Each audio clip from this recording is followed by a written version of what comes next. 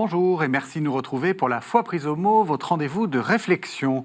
Nous poursuivons notre carême sur les pas de Jésus en nous demandant s'il y avait une réflexion politique. Jésus, peut-on dire « heureux les pauvres » sans appeler à changer notre regard sur la société? Peut-on chasser les vendeurs du temple sans se poser la question de la domination de l'argent sur le système religieux? Bref, Jésus était-il politisé? Jésus était-il un indigné? Pour répondre à cette question, deux invités.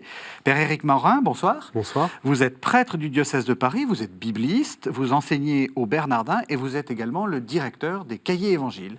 Et puis, tout ça. Et puis, comme pendant tout le carême, sœur Marie Monet, bonsoir. Bonsoir. On se retrouve encore une fois. Donc, vous êtes dominicaine, ça se voit, si j'ose dire. Et vous êtes également la directrice de Domuni Universitas, l'université en ligne des dominicains. Alors, on va peut-être commencer par une première question un peu provocatrice. Quand je vous ai demandé, Éric Morin, de venir à une émission dans laquelle on parlait de Jésus indigné, ça vous a surpris? Ça ne m'a pas indigné. Ça vous a indigné? Non, la question se pose. Est-ce que vous comprenez la question? Ah oui, la question se pose, oui, bien sûr. En tout cas, quand on lit les évangiles et qu'on est attentif aux réactions que Jésus a suscitées très concrètement, beaucoup de gens étaient indignés. Et donc, pourquoi? Est-ce qu'ils avaient raison? À partir de quoi? La question est parfaitement légitime. Par rapport à ce qu'on vient de voir, hein, ça fait 3 semaines qu'on est dans notre carême. On a commencé par Dieu, hein, vrai homme, vrai Dieu. Ensuite, on s'est posé la question à propos de Marc. Je me rappelle d'un très beau commentaire sur Jésus qui est abandonné. Enfin, Jésus. Là, on est sur autre chose. Hein, on est sur un Jésus plus fort, plus rugueux. Un Jésus qui n'est pas lisse. Et ouais. Moi, j'aime bien aussi qu'on puisse découvrir ensemble des facettes d'un Jésus qui s'engage, hein, qui est en colère. On va voir ces réactions-là. Et ça nous sort un petit peu d'une vision peut-être un petit peu douce de l'Évangile, qui nous ramène peut-être parfois à des récits d'enfance qui ont toute leur place. Mais il y a aussi un Jésus adulte, un homme qui va hausser la voix. Et j'espère beaucoup de cette émission. Alors on va commencer peut-être par cette vision du Jésus de l'enfance. À la fin du récit de ce qu'on appelle l'évangile de l'enfance de Luc, Luc dit « il leur était soumis en tout ». Et donc, en gros, c'était le parfait petit ado, bien propre sur lui et bien soumis. Il est aussi soumis à la volonté de son père, donc là, il est son père Dieu, hein, donc il est très très bien. Et là, tout d'un coup, il a une crise de la trentaine, quoi. Il se met à devenir indigné. Luc, effectivement, nous dit qu'il est soumis à ses parents. Moi, j'ai toujours entendu que du coup, il fallait que je sois un petit enfant bien sage, sauf...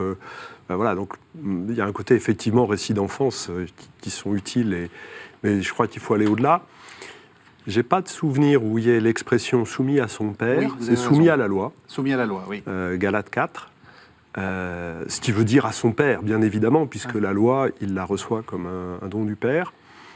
Disons qu'il fait la volonté de son père. Il fait la volonté de son père, ça c'est bien clair. Il n'arrête pas de le dire. C'est bien clair. Et puis il y a un texte de Paul dans la première aux Corinthiens au chapitre 15. Alors là c'est davantage le Jésus eschatologique, le Jésus ressuscité, le Jésus cosmique, qui a tout soumis sous ses pieds et qui soumet tout au Père parce qu'il lui est entièrement soumis. Alors, ce n'est pas un mot très beau, soumis, je ne suis pas fanatique du tout, mais ça vient du psaume 8, et il a tout soumis sous les pieds. Et à partir de là, il va y avoir quelques textes christologiques qui vont s'appuyer sur cette idée de la soumission de tout le cosmos au Christ, et du Christ et de tout le cosmos au Père. Mais ce n'est pas des points clés dans la christologie du Nouveau Testament. Mais tout de même, il y a peut-être une soumission ou une obéissance, peut-être pour être moins, du Fils, enfin du Christ au Père. C'est ça le fond. Alors, donc, à mon avis, le fond, il est plus dans... C'est un fait historique que Jésus comprenait son existence comme un fils sous le regard du Père, et donc avec l'idée d'obéissance dans cette compréhension-là, et dont on parle pas si souvent que ça. C'est-à-dire que quand on essaye de dire que savons-nous de Jésus, alors il est né là, il a ça, il y a son message indigné, mais lui il comprend sa vie comme père, comme fils à l'égard du père. On peut ne pas être d'accord, on peut dire ça n'a pas de sens, on peut dire bien des choses. Notre foi en la résurrection est aussi une acceptation de ce fait. Jésus comprend sa vie comme celle d'un fils obéissant à son père. Ça, c'est... On aura une émission sur Jésus juif. Est-ce que c'est pas ce que ressentaient les Juifs de cette époque? Ils étaient tous quelque part fils de Dieu. Ils se vivaient comme tels. Alors, sûrement cette obéissance et cette compréhension de Jésus par rapport à sa propre existence, sûrement faut-il l'intégrer dans l'héritage juif dont il est sien. Et d'ailleurs, le texte de Paul dont nous parlions, c'est bien pour dire soumis à la loi, donc assumant pleinement son héritage de fils d'Abraham. Alors, pour commencer, j'ai envie de vous faire entendre quelques phrases. Ça ne va vraiment pas être un texte très long. Là aussi, hérité ou disons venu des récits de l'enfance, c'est un tout petit bout du Magnificat. On entend les versets 51 à 53 du chapitre 1 de l'Évangile de Luc. Sa miséricorde s'étend d'âge en âge sur ceux qui le craignent. Déployant la force de son bras, il disperse les superbes. Il renverse les puissants de leur trône. Il élève les humbles. Il comble de bien les affamés, renvoie les riches, les mains vides. Alors voilà, j'ai envie de vous questionner de manière un peu, là encore, provocatrice. Si Jésus n'était pas forcément indigné, sa maman, elle l'est, puisque c'est le cantique de Marie. Plus sérieusement, est-ce que ça ne veut pas dire qu'il y a un programme politique dans les évangiles, ou disons un programme social? Oui, mais ce n'est pas d'abord ça. En tout cas là, d'abord parce que c'est un texte qui, quand même, là aussi emprunte à l'héritage d'Israël. Je veux dire, le lien entre le Magnificat et le Cantique d'Anne au chapitre 2 du premier livre de Samuel est très évident. Donc j'ai plutôt envie de dire, on est là devant une composante prophétique en général, on y reviendra, mais je crois que une des caractéristiques de la parole prophétique en Israël, c'est d'annoncer quelque chose, une relation à Dieu possible, et de dénoncer l'idolâtrie, pour prendre un mot tout de suite générique, qui fait obstacle à la relation à Dieu. Alors, Marie s'inscrit dans ce courant prophétique, Jésus, bien évidemment. Et si on s'arrête un instant sur Marie, c'est vrai qu'on souligne toujours celle qui a dit oui. Mais pour dire oui, elle a fallu qu'elle dise non. Et l'Évangile ne nous dit absolument pas à quoi elle a dit non. Mais elle n'a pas pu ne pas dire non. Et peut-être une des questions que j'aimerais lui poser un jour. Alors moi, je crois qu'il y a une portée très politique, ou en tout cas, ça a été entendu comme tel. Je voudrais juste rappeler un événement. Quand Jean-Paul II a visité l'Argentine, ce passage du Magnificat a été censuré pour ne pas déplaire à la junte militaire qui était au pouvoir à l'époque. Donc c'est pour dire la force révolutionnaire que certains entendent dans ces versets. Et vous, c'est important.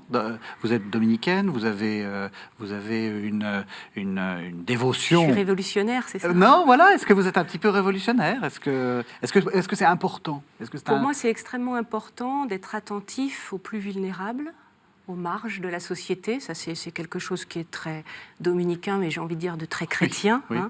Et donc, ces versets nous invite à entrer dans ce grand courant prophétique dont vous venez de parler, et qui dit que l'ordre établi aujourd'hui n'est pas l'ordre définitif, il est même plutôt parfois un désordre, et qu'il y a un idéal d'un autre type d'organisation, d'un autre type de société, peut-être plus inclusive, pour les plus faibles, pour les plus vulnérables, si on traduit ça aujourd'hui, pour les personnes âgées, pour les tout-petits, etc.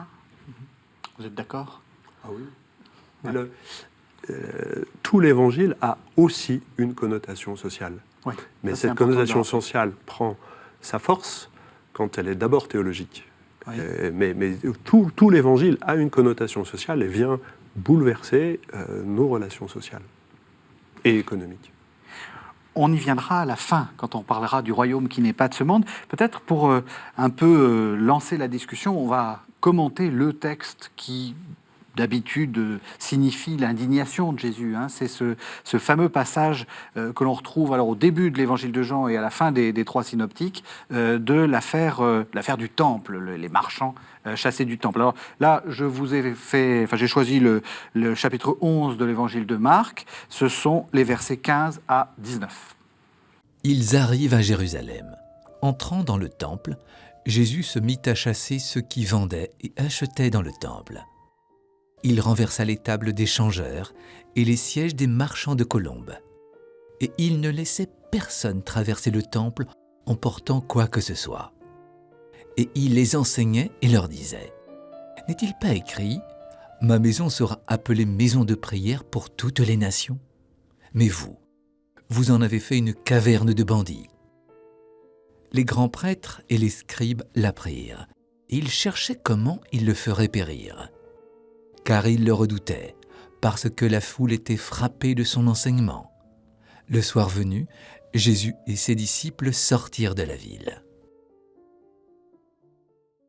Alors, Père Éric Morin, est-ce que pour vous, c'est un texte qui parle de l'indignation de Jésus ? Ah, très clairement. Très clairement. Il est indigné. Alors, ce texte, c'est intéressant que vous ayez choisi celui-là, parce qu'il est indigné pour deux raisons, et peut-être une troisième qui se focalise derrière. Tout d'abord, cette question des marchands sur la grande esplanade, c'était un débat discuté à l'époque, puisque autrefois, c'était dans la vallée du Cédron. Autrefois, c'est il y a quelques années. Et les Sadducéens les ont fait venir dans l'esplanade du temple. Au passage, ils récupèrent quelques taxes. Voilà, comme ça, pas bête. Et Jésus est indigné parce que, non pas parce qu'on est obligé, tant que le culte fonctionne, on est obligé d'acheter des animaux, de l'encens, des choses, parce qu'on ne va pas venir de Corinthe ou même de Nazareth avec l'agneau qu'on veut immoler en sacrifice. Donc on va l'acheter là. Donc c'est pas forcément mal. C'est pas forcément mal. C'est le lieu qui Oui. l'indigne. Et le lieu l'indigne parce que cette grande esplanade, c'est celle qu'on voit aujourd'hui, cette grande esplanade, c'est le parvis des païens. Et donc c'est la vocation d'Israël de rendre le culte à Dieu au temple pour que les nations païennes puissent bénéficier de cette lumière-là. Et là, elle est clairement mise de côté. Et donc c'est vraiment une réflexion, une indignation quant à la vocation d'Israël et sa fidélité à sa vocation. Il y a une deuxième chose, il empêchait les personnes de passer. Oui, alors ça c'est... Alors, ceux qui connaissent les lieux, il faut imaginer que la vallée du Cédron était 17 mètres plus profond. Et donc, plutôt que de remonter toute la vallée du Cédron jusqu'au nord et de faire le tour de la ville par le nord pour rentrer dans la ville de Jérusalem, Ce qu'on ne peut pas faire il y avait un truc qui était simple, c'était de couper par le temple. Oui. C'est exactement que la même chose chez moi.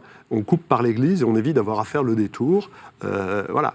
Et Jésus, avec ses disciples, ils ont fait le coup de force. Ils se sont mis à 12 sur les marches et ils ont empêché les gens de passer avec des charges parce qu'ils prenaient le raccourci. En leur disant, la maison du Seigneur, c'est pas un raccourci. Enfin, si, pour aller à Dieu, mais pas pour aller ailleurs. Voilà. Donc, il y a un vrai geste d'indignation. Et je trouve qu'indignation est mieux que colère, qui est une expression peut-être trop anthropomorphique, mais en tout cas, une manière de dire, il y a des choses qui ne sont pas possibles. Comment vous le lisez, vous, ce texte ? Moi, ça me fait penser à tous ces lieux de pèlerinage aujourd'hui où il y a nécessairement du commerce. Les pèlerins ont besoin de manger, de se loger. Et justement, on s'interroge toujours un peu sur le sens de ce commerce à proximité immédiate d'un lieu de dévotion, de culte, de prière. Et je trouve que ça actualise ce message et ça nous permet de mieux comprendre cette indignation de Jésus qui veut quelque part réserver certains lieux justement au culte et ne pas que les intérêts économiques ne viennent pas déborder sur cet espace-là. Mais en même temps, ce qu'a dit aussi le Père Morin, c'est que c'est pas si mal que ça. Enfin, je veux dire, on est aussi souvent dans une sorte d'image très idéale du culte, enfin, du fonctionnement religieux. Mais bon, il faut que les prêtres soient payés. Enfin, Je souscris. Voilà, et il faut que les gens puissent venir. Il faut qu'ils puissent acheter des choses. Donc, la frontière, elle est où, selon vous ? Qu'est-ce qu'il faut préserver ? Il faut préserver de la géographie, c'est-à-dire des lieux, il faut préserver des parcours, c'est-à-dire que les gens puissent arriver jusqu'à un lieu et puis ensuite faire ce qu'ils veulent. Comment vous voyez les choses ? Il me semble que c'est une question qui se pose quand on entend aujourd'hui la question à l'échelle des peuples de l'équilibre budgétaire. Où est l'équilibre ? Là, c'est un petit peu la question qui se pose. Où est l'équilibre ? Au moins se poser la question. Est-ce que l'équilibre apparent des choses est vraiment un équilibre ou est-ce que c'est un déséquilibre? Oui. Ici, Jésus nous dit clairement, dénonce la situation en disant là, il y a un déséquilibre. Il ne va pas forcément donner la réponse, mais il nous invite au moins à se poser la question. L'argent, les échanges économiques sont des échanges, comme le nom l'indique, et donc en soi sont très bons. Le commerce, il y a l'expérience, un doux commerce, donc toute l'histoire du commerce montre que c'est une question d'échanges humains, de relations humaines. En soi, elles sont très bonnes. Mais où est-ce qu'il y a un point d'équilibre ou un point de déséquilibre? Et au moins remettre en question l'ordre établi. Moi, c'est comme ça que j'entends ce passage de Jésus. Et au fond, la réflexion, elle est à faire à nouveau frais aujourd'hui. Il ne peut pas avoir, il y a 2000 ans, la réponse à nos problèmes économiques actuels. Mais quand on parle de viser l'équilibre budgétaire, qu'est-ce qu'on veut dire? De quel équilibre s'agit-il? Comme vous le dites, où est la frontière? Qu'est-ce qu'on favorise? Qu'est-ce qu'on met en premier? Quel est l'objectif qu'on sert? Vous avez dit, Éric Morin, qu'il y avait beaucoup de gens qui étaient indignés à l'époque de Jésus. Peut-être qu'il faut repartir là-dessus et aussi voir, enfin, essayer de remettre cette affaire du temple dans les différentes indignations. Parce qu'il y avait beaucoup de gens qui étaient indignés du fonctionnement du temple de l'époque. Cette question de la place des marchands du temple, il n'y avait pas de café du commerce, mais c'était une des conversations très claires. Des gens étaient indignés de voir ça, sûrement quelques pharisiens, sûrement les petites gens aussi, voilà. Mais les gens ont été indignés par la réaction de Jésus. Oui. C'est-à-dire que ce faisant, il manifeste une autorité sur le temple et sur le culte. Alors, dans la foi en la résurrection de Jésus, je lui reconnais cette autorité, mais je reconnais aussi le droit aux autorités légitimes du temple à l'époque d'être allé le voir en lui disant, et je trouve la réaction mesurée, « Par quelle autorité fais-tu cela ?» Aller faire un bazar pareil dans mon église, peut-être serais-je moins complaisant. Oui. Voilà, je ne demanderai pas par quelle autorité vous auriez fait cela. Voilà, et donc la question est légitime. Le problème, c'est que le dialogue ne va pas se nouer et qu'ils ne vont pas accepter la manière dont Jésus leur répond.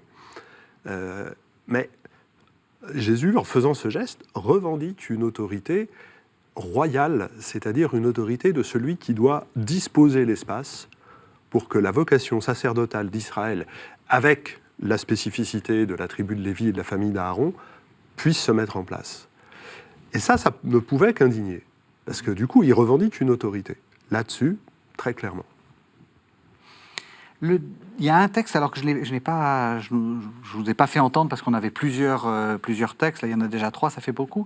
Le seul passage où vraiment on parle d'indignation de Jésus, c'est au moment où des petits-enfants veulent le voir et où les disciples lui interdisent aux enfants de venir le voir. Et lui, de manière indignée, répond « Laissez venir à moi les petits-enfants ». Est-ce que on est dans cette même indignation ou est-ce qu'on est dans quelque chose d'autre? C'est différent parce qu'on n'est pas au temple et je pense que la position au temple, la prédication de Jésus au temple a une certaine spécificité par rapport à celle qu'il a en Galilée, quand on regarde les choses un peu précisément. Et là, mais ça a à voir un point commun. La question, c'est celle de la bénédiction. Voilà. Qui a accès à la bénédiction? Et au fond, une des choses que Jésus vient découpler, et on ne s'imagine pas assez comment, pour un juif de l'époque, c'était difficile de découpler, c'est de découpler l'ordre social et la bénédiction. Qu'est-ce qui fait que la bénédiction de Dieu est manifeste? Parce que j'ai une vie bien faite, bien dite. Et ça se voit comment? Ça se voit aussi par la qualité matérielle de mon existence. Dire à quelqu'un « vends tes biens et suis-moi » pour accéder à la bénédiction de Dieu, il y a quelque chose d'inaudible immédiatement. Nous, on y est habitués, peut-être pas assez, hélas, sûrement pas assez. Mais il faut bien mesurer que là-dessus, Jésus dit quelque chose d'inaudible. Alors, est-ce que c'est à chaque fois une indignation qu'il exprime? Mais ce couplage de situation sociale, économique et de bénédiction, il vient effectivement de séparer. pour vous, c'est effectivement un des cœurs du christianisme. C'est-à-dire qu'à partir du moment où on dit les riches ne sont pas les plus aimés de Dieu ou les plus bénis de Dieu, etc., on commence à devenir dérangeant pour l'ordre social. En tout cas, il y a clairement un appel à s'interroger sur l'ordre social établi. Très clairement. Et ça, je pense qu'on ne l'entend pas assez. Oui. Ou en tout cas, peut-être dans certaines sociétés, on ne l'entend plus assez.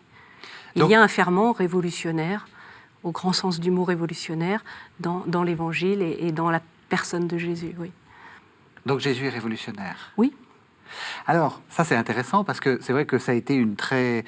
Enfin, pendant les années 70, on a beaucoup chez les exégètes, parlé du Jésus révolutionnaire. Est-ce qu'il faisait partie des zélotes?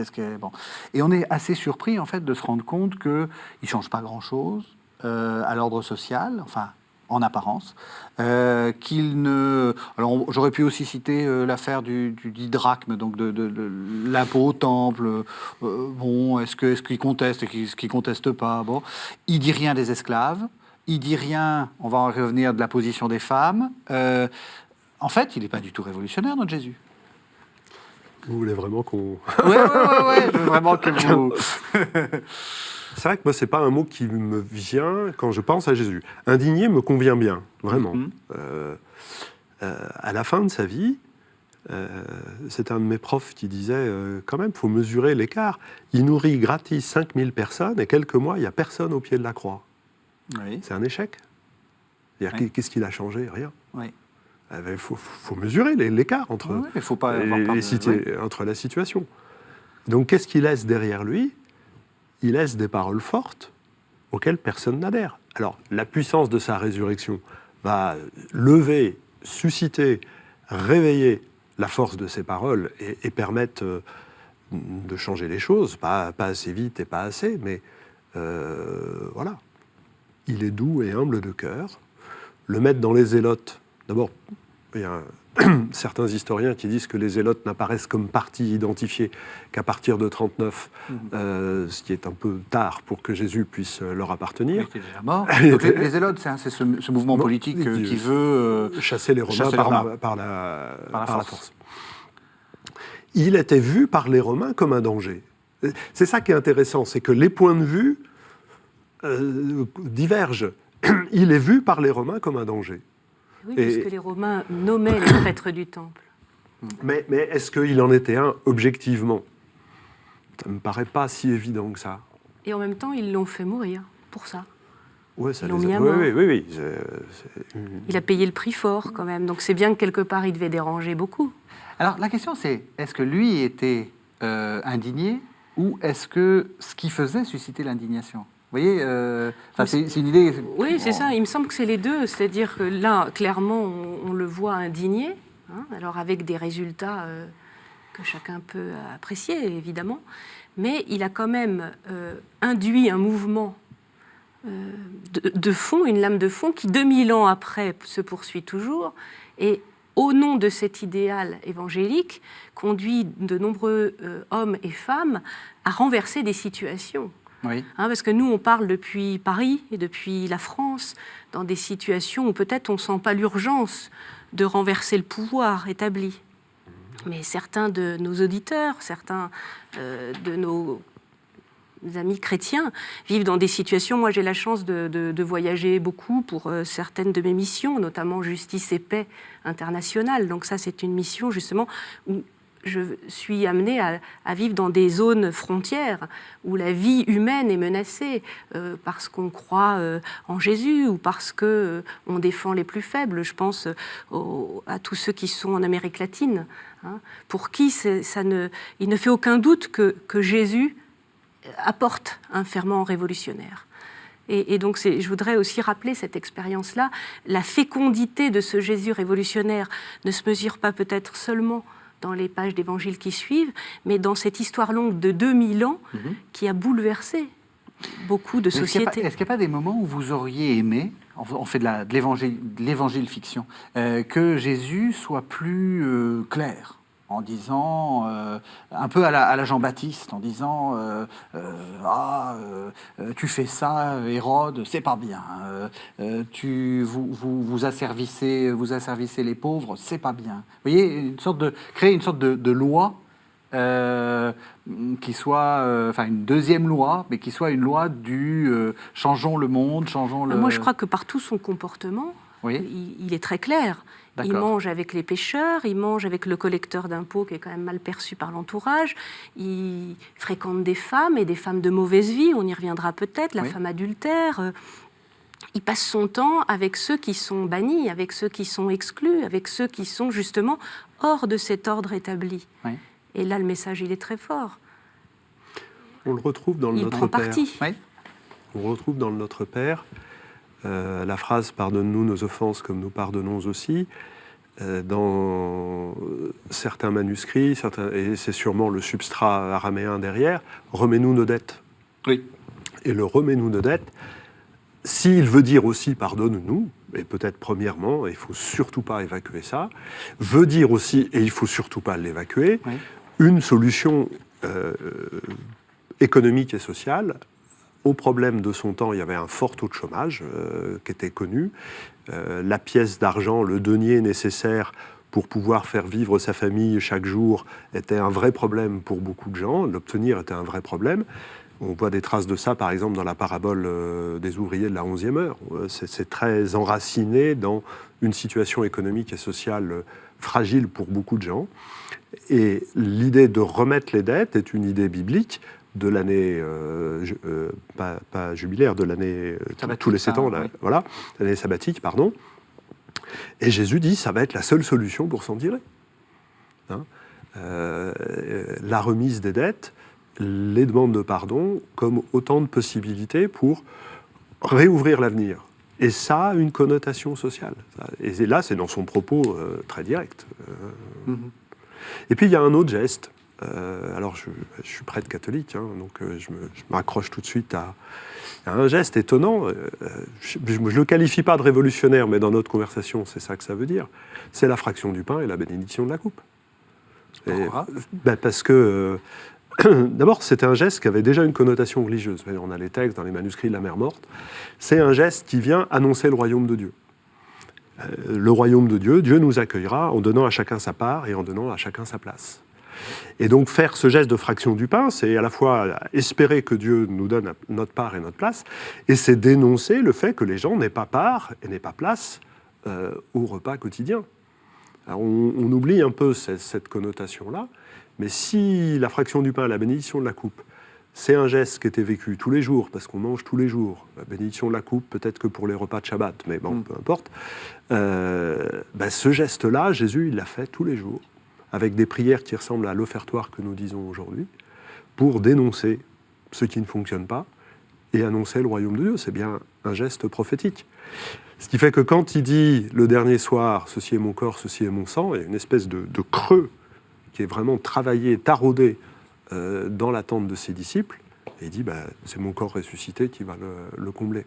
C'est intéressant ce que vous dites, parce que ça me fait penser aussi à Paul qui, à Corinthe, dit il y en a qui lors du repas, donc alors on ne sait pas très bien si c'est un repas uniquement liturgique ou un repas où en plus on avait fait un petit casse-croûte. Justement, il leur demande de séparer les deux à ce moment-là. Mais voilà, on sent que ça reste une question. La religion chrétienne est une religion qui se constitue autour d'un banquet, donc autour d'un endroit où normalement tout le monde devrait avoir à manger. Mais c'est important le texte que vous signalez, la première aux Corinthiens au chapitre 11. Les Corinthiens, ils ne sont pas très malins, mais ils ne sont pas méchants.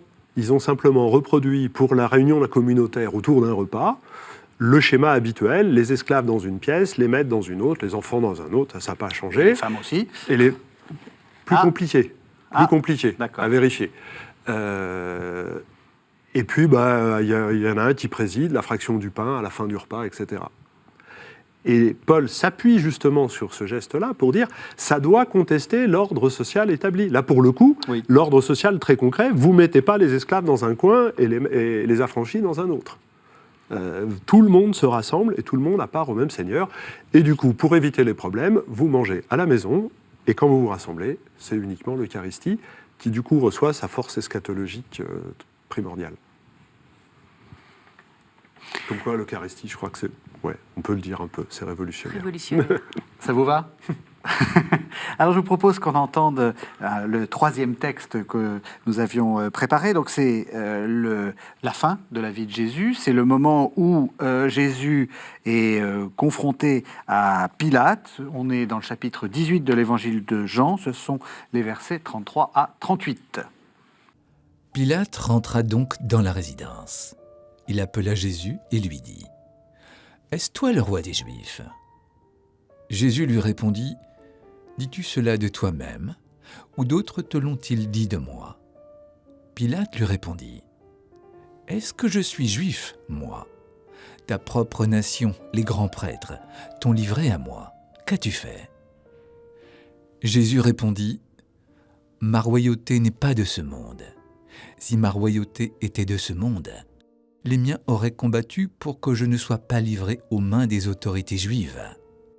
Mais ma royauté, maintenant, n'est pas d'ici. » Pilate lui dit alors : « Tu es donc roi ? » Jésus lui répondit : « C'est toi qui dis que je suis roi.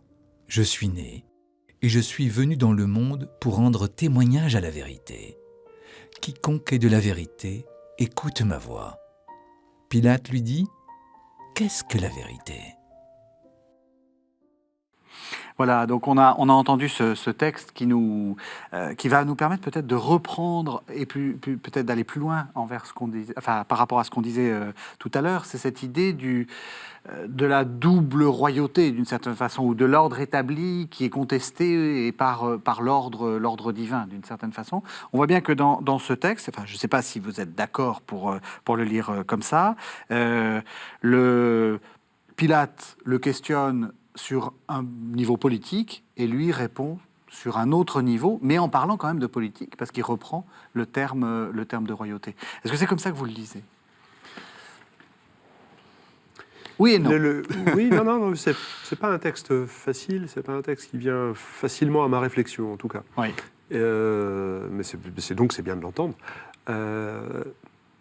Mon avis, le concept central, c'est celui de vérité. Jésus est venu nous établir dans la vérité. C'est pas de la vérité simplement au sens c'est vrai ou c'est faux. Dans la tradition biblique, la vérité s'oppose au mensonge, donc c'est pas quelque chose tant à dire qu'à établir.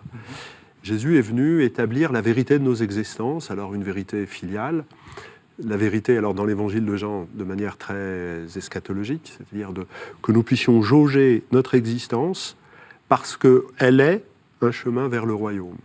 Et que là est la vérité de notre vie. C'est ça qui en fait son poids. Et du coup, il y a des tas de choses auxquelles nous donnons de l'importance, qui ne devraient pas avoir une telle importance au regard de la vérité de notre vie vue du point de vue du royaume.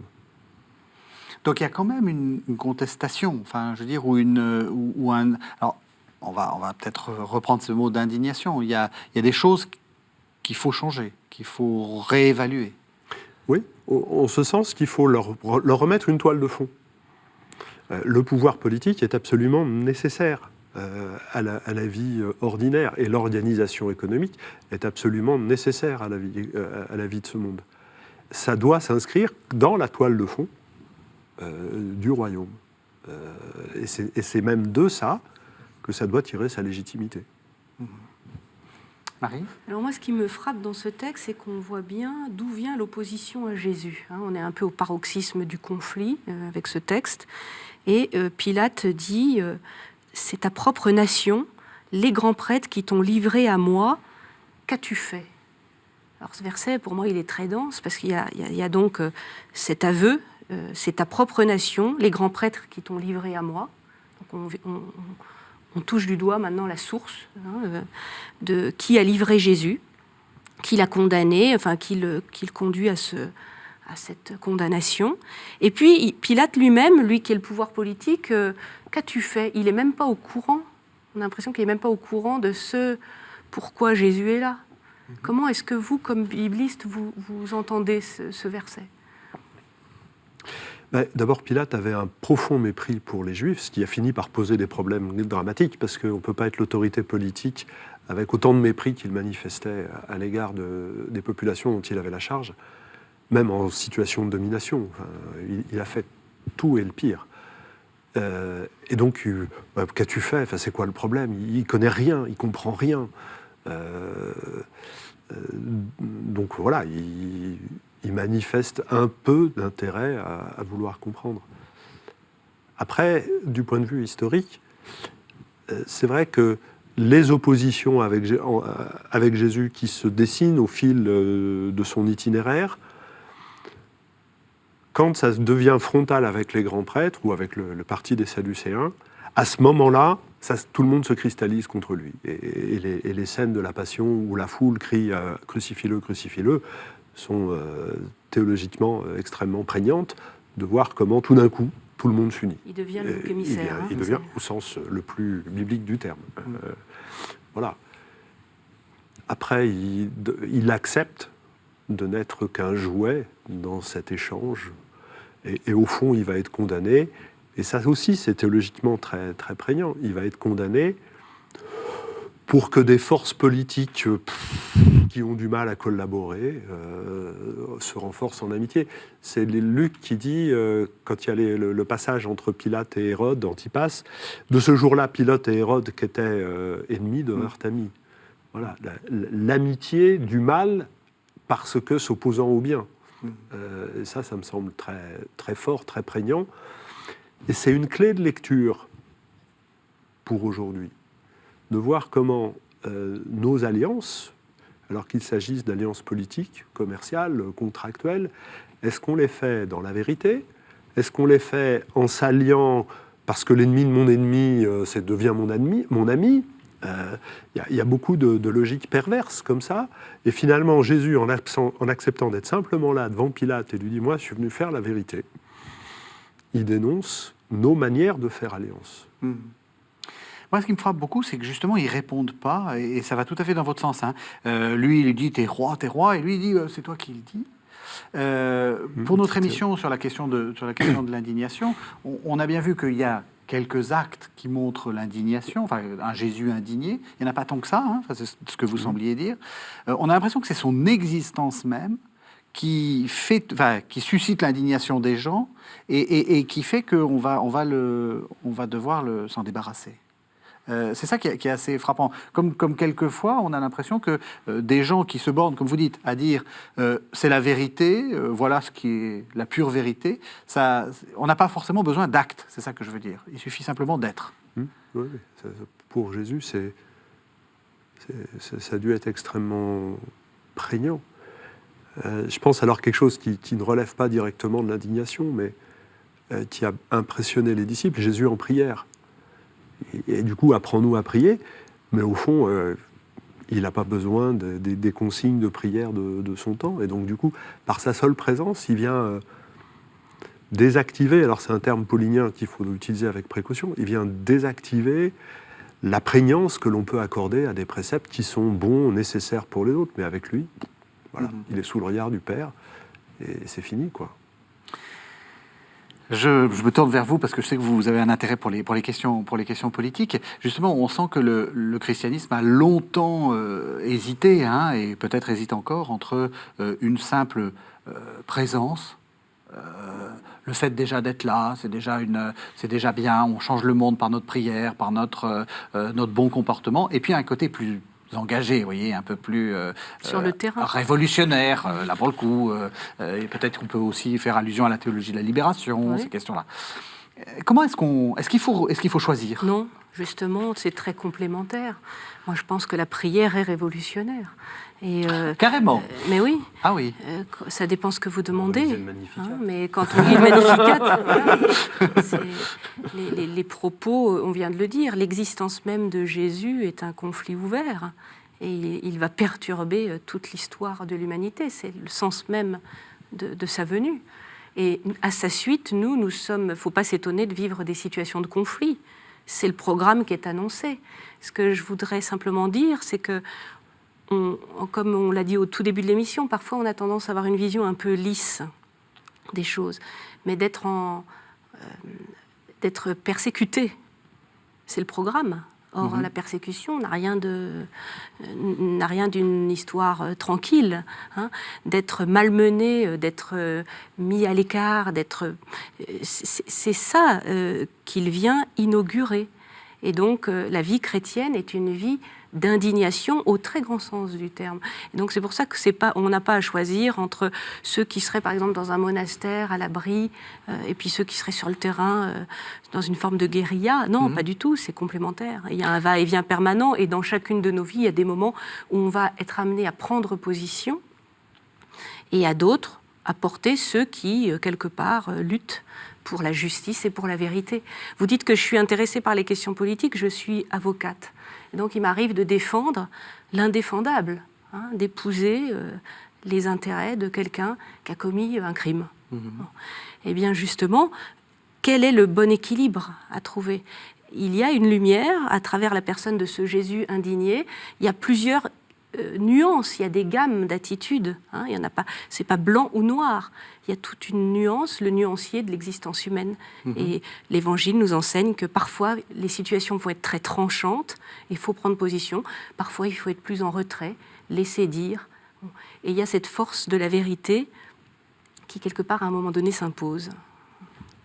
Mais du coup, comment est-ce qu'on fait, enfin, je veux dire, en tant que chrétien pardon, mais c'est vraiment, on voit bien qu'il y a il y a beaucoup de débats dans l'Église entre est-ce qu'il faut être militant, est-ce qu'il ne faut pas l'être, est-ce qu'il faut, il faut simplement se laisser porter, ou est-ce qu'il y a quand même une attitude? Je pense qu'il faut être conscientisé. C'était un peu le but de l'émission, je pense, quand vous avez choisi ce thème de Jésus indigné. Conscientiser que l'Évangile, c'est pas du sucre. Voilà. Et que Jésus n'a pas eu une vie facile, et que le programme à sa suite est difficile. Voilà. Et qu'il y aura des prises de position politiques, et on le sait bien. Il y a des moments où il faut dire non à certaines propositions de loi. Il y a certains moments, il faut s'engager, il faut ouvrir la bouche. Ça peut être aussi des équilibres à des échelles plus moyennes au sein de familles. Il y a des injustices dans les familles. Il y a des zones de non-droit. Voilà. À quel moment est-ce que, au nom de ma foi, inspirée par la figure de Jésus et par sa vie, je vais prendre position à mon tour? Savoir qu'à certains moments, je serai sollicitée. Je crois que c'est une des dimensions du carême qui nous est proposé. C'est parfait, c'était tout à fait la question que j'allais arriver à vous poser. On ne peut pas s'engager sur tous les fronts. Nos amis qui nous écoutent ont leurs responsabilités. Voilà. Mais est-ce qu'il n'y a pas une situation que l'on côtoie, ou même si elle est un peu loin, mais on y a prise par biais d'une association ou quelque chose comme ça, pour lequel on a envie de dire non, ça c'est pas possible. Et déjà la porter dans la prière, en disant non, ça c'est pas possible. Et puis on est invité à vivre un peu de partage. Est-ce qu'on peut pas donner quelque chose pour soutenir ceux qui font quelque chose, ou pour ceux qui sont victimes, ou, enfin voilà. Je crois que l'indignation, ça commence par. Je crois que l'indignation est une valeur évangélique aujourd'hui à tenir. Et ça commence par un point. Voilà, on ne va pas s'indigner contre tout, parce que finalement, on ne va rien faire. Mais d'être capable de discerner en lisant l'Évangile, en prenant une béatitude, puis en disant non, ça c'est pas possible. Et je crois que ça relève de l'intime, cette décision-là. Et alors, moi, ce qui me sidère le plus, souvent, quand j'accompagne des familles en deuil et qui racontent l'itinéraire du défunt, c'est que les gens qui se sont indignés à un moment pour une cause, après ça, ils sont devenus d'une liberté et ils ont eu une capacité à réagir. Mais le carême nous est donné pour se dire où j'en suis de cette capacité à dire non, sans laquelle il n'y a pas la possibilité de dire oui, encore une fois. Moi, j'ai beaucoup aimé ça, ce que vous avez déjà dit au début, hein, savoir dire non pour pouvoir dire oui. Je trouve que c'est quelque chose qu'on n'entend pas assez souvent, surtout avec le visage de Marie, quoi. Oui, et surtout aussi avec une image, alors là, plus politique, hein, que renvoient certains partis politiques qui sont contre tout, pour tout ce qui est contre et contre tout ce qui est pour. On peut être indigné et en même temps, comme vous dites, dire oui à beaucoup de choses. C'est bien pas, sûr. c'est pas une attitude dans la vie d'être Ah indigné. non, c'est pas le caractère rebelle quand vous avez 17 ans et que vous vous opposez systématiquement à l'ordre établi, bien sûr que non. Et pour rester dans le carême, c'est le sens du jeûne. C'est-à-dire que le jeûne, c'est s'abstenir de choses nécessaires. Donc elles ne sont pas mauvaises puisqu'elles sont nécessaires. Mais c'est retrouver par rapport, par exemple, à la nourriture, mais par rapport à la télé ou à d'autres choses, c'est retrouver de la liberté par rapport à ce qui est nécessaire. Parce que si on n'est pas libre par rapport à ça, alors ce sont ces choses-là qui nous dominent. Et là, on rejoint, je crois, pile le message évangélique, qui est prophétique en général. C'est à ce moment-là que ça devient des idoles. Oui. Et la Bible nous apprend à voir comment les idoles qui n'existent pas sont quand même seigneurs de notre vie, pour reprendre une phrase de Paul. Et quelle est la logique par laquelle, par exemple, on est incapable, quand on dénonce une idole, on dit « Ah ben oui, mais on ne peut pas faire autrement ». Voilà, les idoles se font prétendre indispensables. C'est une de leurs premières caractéristiques. Le carême, là, il nous aide à trouver, à dire non, et pour ça, à être capable de retrouver la limite, ce que vous disiez sur la frontière, qui me semble très, très, très juste et très important. À quel moment c'est moi qui commande ? À quel moment c'est ma nourriture qui commande ? À quel moment c'est moi qui commande ? À quel moment c'est l'heure du feuilleton qui commande ? Et le feuilleton, c'est Oui. bien. Oui, C'est bien, oui, ça détend. Il y a rien, oui, on n'a rien contre. Oui, oui. Voilà. Ou le match de foot. Voilà. On va voir l'image que vous nous avez apportée, sœur Marie-Monnet, mais avant, en préparant l'émission, vous me disiez que vous pourriez proposer un petit exercice de carême à ceux qui lisent la Bible, essayer de regarder la Bible avec le regard des indignés, avec le regard des petits, avec le regard des marges. Essayez de partir des marges. Je vais donner un exemple qui me tient très à cœur, vous le comprendrez, c'est celui des femmes. Jésus provoque l'indignation dans les évangiles par sa proximité avec les femmes. Et on a tous ces passages avec la Samaritaine, où il lui parle, il boit dans son seau, avec la Cananéenne, il guérit une étrangère, un peu à son corps défendant, mais enfin il le fait, et il reconnaît sa foi. La femme hémorroïs, où là il se laisse toucher, il ne va pas craindre l'impureté. La femme adultère, ce passage extraordinaire. Et puis ce sommet pour moi de l'Évangile, où il apparaît à Marie-Madeleine, et elle devient le premier témoin, porteuse de l'annonce du cœur du message de la résurrection. Comment est-ce qu'on peut lire, du point de vue des femmes, les évangiles, et comment après, dans nos propres existences, dans nos propres organisations, dans nos propres communautés, paroisses, dans l'Église catholique, osons le dire, on peut regarder les choses du point de vue des femmes. Est-ce qu'elles sont écoutées ? Est-ce qu'elles sont promues ? Est-ce qu'elles sont associées aux décisions ? Est-ce qu'elles sont tout simplement respectées ? Et les derniers mois ont quand même manifesté qu'à l'évidence, dans certains cas, elles ne l'avaient pas été. Et donc, cette indignation, elle est extrêmement concrète. C'est pour ça que j'aime ce Jésus indigné, parce que, quelque part, il légitime notre propre capacité d'indignation et il nous invite à devenir, nous aussi, des indignés. Pourquoi vous nous avez apporté ce repas chez Simon le pharisien de Rubens, que vous pouvez voir s'afficher là? Alors c'est un Rubens donc, qui est au musée de l'Ermitage, qui est du début du XVIIe siècle. Alors déjà j'aime bien Rubens parce que là, j'aime bien, disons qu'en tout cas il est très charnel, vous voyez, c'est des femmes joufflues, il y a des épaules, c'est très incarné. Et puis il y a ce passage où Jésus va manger chez Simon le pharisien, et puis cette femme qui se met à ses pieds et qui va loindre, qui est dans une proximité très très étonnante, et ça provoque l'indignation de l'entourage. Et d'ailleurs, on voit ces visages, vous pouvez regarder ces grosses têtes là, à l'arrière de la table. Ils jettent un regard... Ces grosses têtes masculines. Ces grosses têtes masculines, oui, qui jettent un regard sur Jésus, indigné. Éric Morin, pour vous, c'est une image d'indignation, Oui, c'est surtout la solution que porte le texte qui me frappe. C'est-à-dire que Simon se dit en lui-même, si cet homme était prophète, il saurait. Oui. Qui est celle qui vient lui laver les pieds de la sorte. Sous-entendu, cette espèce de prostituée, quoi. Ouais, voilà. Une pécheresse, Dans le film de Zeffirelli, quand on nous montre ce passage, la femme, au moment où elle quitte sa demeure pour y aller, elle parle à un de ses compagnons. Ouais, un homme qui pardonne aux hommes, on en a déjà vu d'autres, mais un homme qui pardonne aux femmes, on n'en a pas encore entendu parler. Et donc elle y va parce qu'elle croit entendre ça. Et Jésus va montrer qu'il est prophète en disant qu'il sait la sincérité de sa démarche. Et je trouve qu'il y a là un retournement de situation typique de l'indignation, mais typique surtout du prophétisme. Et on voit de quel point de vue. Et alors, ben oui, cette femme, voilà, visiblement, elle n'a pas tout bien fait, comme tout le monde d'ailleurs. Et Jésus dit, non, mais moi, ce que je vois, c'est autre chose. Et ça oblige à se décaler de point de vue, justement. Alors, ou bien on se dit, il y a une opportunité, ou bien on dit, je vais y avoir du mal. Enfin, on peut ne pas rentrer immédiatement. Ou bien on s'indigne contre Jésus, et alors là, on se ferme. Et là, du coup, il est effectivement très indigné contre nous. Là, ça, c'est clair. Merci, merci à tous les deux. J'ai parlé, Éric Morin, des Cahiers Évangiles, le prochain numéro des Cahiers Évangiles. Celui qui sort dans les jours qui viennent, c'est celui que nous a rédigé Olivier Artus sur la lecture canonique des Écritures. Et il nous a fait un très beau texte sur justement comment lecture canonique des Écritures, approche canonique des Écritures et en même temps tout son savoir historico-critique viennent se compénétrer et ne pas s'exclure comme on a pu le faire parfois. Merci beaucoup.